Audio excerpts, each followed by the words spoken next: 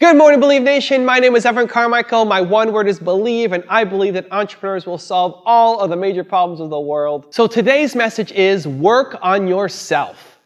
Over to you, Oprah Winfrey. I wake up every morning. Entspresso, keep me going. I wake up every morning. I say to my girls all of the time that your real work is to figure out where your power base is and to work on the alignment of your personality, your gifts that you have to give with the real reason why you're here. That's the number one thing you have to do, is to work on yourself and to fill yourself up and keep your cup full. Keep yourself full. Now, I used to be afraid of that. I used to be afraid, particularly from people who say, oh, she's so full of herself. She's so full of herself. And now I embrace it. I consider it a compliment that I am full of myself. Because you only when you're full, I'm overflowing, my cup runneth over. I have so much to offer and so much to give. And I am not afraid of honoring myself. You know, it's miraculous when you think about it. I really love how Oprah Winfrey turned what was intended as a negative of being full of yourself, and she turns that into a positive. And I think it's such a necessary skill as entrepreneurs to take negative things and find the positivity in it, to find the optimism in it, to find the solutions in it, because that's how we stand out and succeed. I also really agree with the point on developing and working on yourself. And this is where it can get really hard. It's easy to say I'm gonna work on myself. It's easy to say I'm gonna work on improving this new skill or learning that new language or building that new business or whatever it is that you wanna go out and do. It's easy to say, but it's hard to execute. It's hard to execute because chances are you're the only one in your environment that actually cares about it. Like, say you wanna be a YouTuber. You look at all these YouTubers, say, I wanna be a YouTuber. I wanna build a business on YouTube. I wanna have an impact. I have a message that needs to come out. I wanna get my YouTube channel started. Chances are you're the only person that you know who wants to do YouTube. And so it can be hard to stay motivated because the people around you, some of them may be negative, some of them may be saying, well, you can't do that. You've never gone to school for that. What makes you think you can create a YouTube channel? Are you kidding me? Do you know who you are? That's great. Some people may be negative. Some people, though, may just not care. And some people may be encouraging. But no matter how encouraging they are, you are the one who cares the most about this dream. And when you don't have the people around you who are also doing the same thing, especially at a higher level than you are, it can be really hard to continue and stay motivated. And what happens then is you have a day when you're motivated and you're off and you're working hard and you're creating your channel and you want to make a new video, and then you wake up the next day like that momentum is gone. You say, who am I to make a video? I'm not very good. Did you see what I did yesterday? That was terrible. And then you get inspired by something else. Maybe you watch a video and then you're on fire again, like I'm gonna make another video, and you go off and you create it. And then you fall off. And so it's this constant up and down, roller coaster, yo-yo, up and down, never really getting any consistency in it. And so the key for me, when there's something that you really want to work on that nobody else in your environment cares about, is putting it into your calendar and scheduling it out. If your goal is to have success on YouTube, as an example, or insert whatever your goal is, then schedule it out. Make time for it every single day that you're spending time building your skills, learning the language of that industry to get better at it, honing your craft. Because on the days where you're on fire and motivated, you won't need the schedule. You'll blast through it and just have tons of productivity. But on the off days, on the days in between those spikes, the schedule helps you stay committed to the goal that you have. The schedule helps you stay on path even when you don't have as strong a motivation to do the work. And so I would look at, what are your big goals? What is it that you want to accomplish? How do you want to work on yourself? And then look at your calendar and do the things in your calendar map to your ambition. Are you doing the work in your daily calendar that will help you achieve your goals? Because for too many people, it's not. Too many people have these big goals, and then you look at how they're spending their time, they don't match up. The work they're doing consistently is not going to help get them to where they want to go. And so those days of inspiration are amazing, but if you want to continue the process and actually make real progress towards achieving your goals and really building yourself up, then you have to schedule it in and make time for it to happen.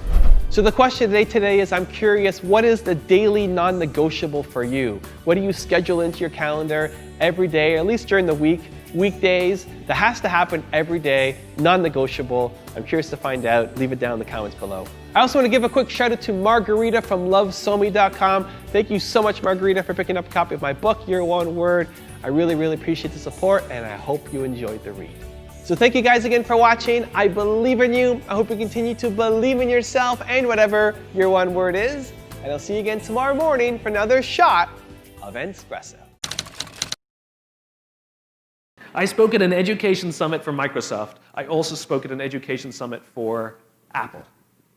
At the education summit for Microsoft, I would say that 70% of the executives spent about 70% of their presentations talking about how to beat Apple. At the Apple Education Summit, 100% of the executives spent 100% of their presentations talking about how to help teachers teach and how to help students learn. One is playing this way, and one is playing that way. One is playing finite, and the other one is playing infinite. Guess which one gets frustrated. So at the end of my talk at Microsoft, they gave me a gift. They gave me the new Zune when it was a thing. And let me tell you, this thing was spectacular. It was the most elegant piece of technology I'd ever used. The user interface was incredible. The design was spectacular. I absolutely loved it. It was easy to use, and it was bright and gorgeous and fantastic. It didn't work on iTunes, which is a different problem, so I couldn't use it, but it was amazing. And elegant. My God, it was elegant. So I'm sitting in the back of a taxi with a very senior Apple executive, sort of employee number 12 kind of guy. And, you know, I like to stir pots. So I turned to him, I said, you know, Microsoft gave me their new Zune.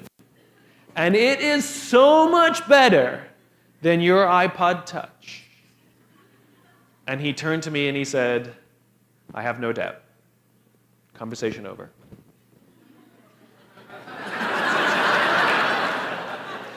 Because the infinite player understands sometimes you're ahead and sometimes you're behind. Sometimes your product is better and sometimes it's worse. The goal isn't to be the best every day. The goal isn't to outdo your competition every day. That's a finite construction.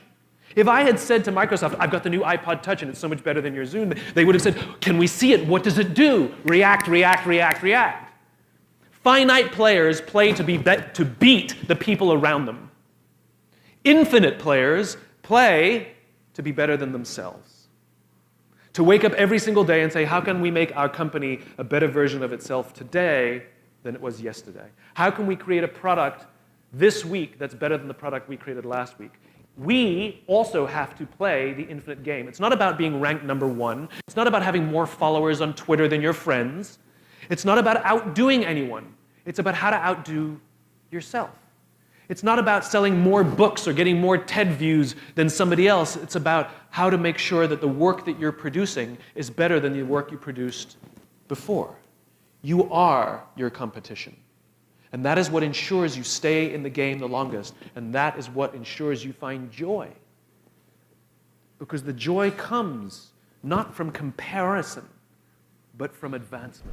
The concept of improving lives runs through the center of everything I do. And then I realized that the way to improve lives is to continually improve yourself, right? So with that, every morning when I get out of the bed, you know, I haven't fixed everything in the world yet, so there's always something to do. And in this film, I read an interesting quote.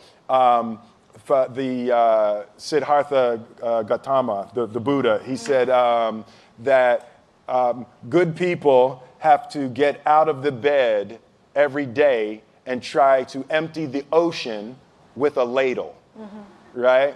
And I thought that was, you know, I knew that was profound, and I paused for a second, and I said, all right, what the hell is a ladle, right? Right, so then, you know, I touched it on my iPad, it's ladle. Oh, it's like a big spoon, okay. As we it's say, like a Philly. soup spoon, yeah, it's like a soup spoon. I was like, why do you use a soup spoon? So trying to empty the ocean with a soup spoon, you know, as the mentality of how you wake up every day to try to do good in the world. So for me, I'm really driven by continually trying to elevate my mind and elevate my spirit and care for my body, and to be able to love as many people as effectively as possible with this mystery of life that I've been given.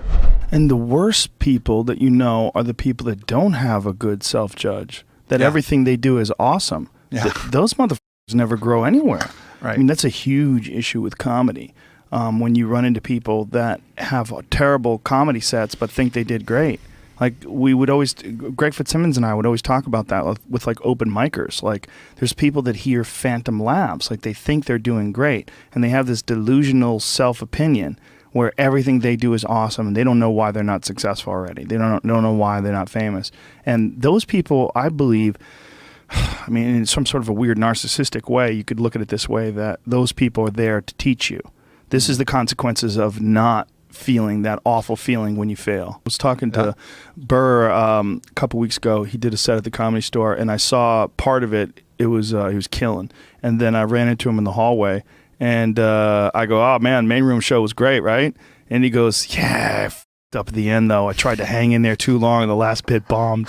Like he was just, it was rotten at him that the last bit. Like he goes, "I hung in there too long. I should have got off of the bit before that." Yeah. You know, like, but you know, when I was in there, he was killing. Yeah. You know, but that wasn't in his mind. The success was not in his mind. What was like, okay, whatever that happened at the end, don't do that again. Right. You know, Right. But that's why he's Bill Burr. That's Yeah. why he's really good.